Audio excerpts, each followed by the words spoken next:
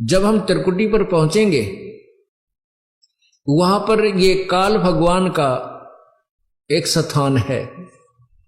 वहां पर एक धर्मराय नाम से बैठा है जो इसका लेखाकार है, काल का अकाउंटेंट है। तो जब हम त्रिकुटी पर जाने से पहले ब्रह्मा विष्णु महेश के इन कमलों में से, इनके लोकों में से होकर जाना पड़ेगा। देखो पुण्यात्मा भोली आत्मा क्या कहते हैं, जो नकली संतों के अनुयायी हैं वो ये कहते हैं कि जाना एक स्थान पर है, रास्ते न्यारे न्यारे। ये भी उनकी छोरी गलत है। रास्ता भी एक है और जाना भी एक स्थान पर है। जैसे हमने ये जीव इस शरीर के अंदर है, इस शरीर के अंदर जो जीव है इसको इन कमलों के अंदर से होकर जाना, गुजर कर जाना पड़ेगा और कोई तरीका नहीं है, कोई रास्ता ही नहीं है। और ये सबका एक है, ना हिंदू में भिन्न है, ना मुसलमान में भिन्न है, ना सिख में भिन्न, ना ईसाई में भिन्न, ना बहन में भिन्न, ना भाई में भिन्न। तो हमने इन कमलों के अंदर से गुजरकर जाना है और त्रिकुटी पर पहुंचना है।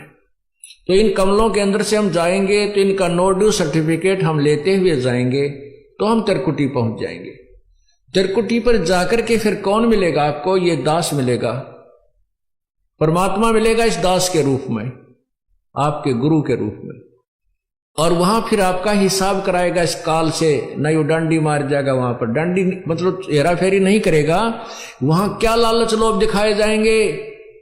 जो आपने कर्जा उतार दिया ब्रह्मा विष्णु महेश का, यह मंत्र जाप करके जो आपको प्रथम मंत्र दिया जाता है, उसके बाद भी आपका ढेर सारा धन बच जाएगा, इतना बहुत गणा धन का मतलब ये कमाई बच जाएगी। वहां आपको लालच दिया जाएगा कि देख आपकी इतनी कमाई है, इतने वर्ष तक ब्रह्मा के लोक में ऐसे ठाठ करेगा, वहां ऐसा महादेव बनेगा, वहां पर इंद्र बन जाएगा, ऐसे ठाठ करेगा।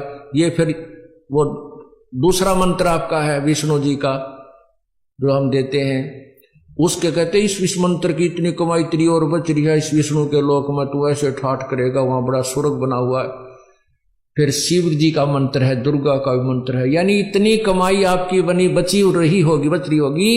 और वहां पर फिर आपको ट्रेलर दिखाए जाएंगे, जैसे ग्राहक होते हैं ना फंसाने के लिए नारे नारे अपने दिखाते हैं वो बिजनेसमैन दुकानदार, तो वो ट्रेलर दिखाए जाते हैं। देख उस लोक में कैसे नाच गाने हो रहे हैं, ऐसे ऐसे तेरा ऐसा रेस्ट हाउस है, ऐसा कमरा मिलेगा तुझे, वहां पर इतने डांस होंगे, ऐसे होंगे, ये ठाठ हो।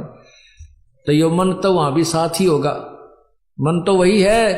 तो वहां ये मन फिर आपके साथ आड़ कर जाएगा, न सोचेगा थोड़े दिन घूमे वहां फिर चल पड़ा, जब यह कमाई है मेरी से इसने खा पी लो इतने, या वो आगे चलने वाली रखी है जाती वह खर्च हो को नहीं।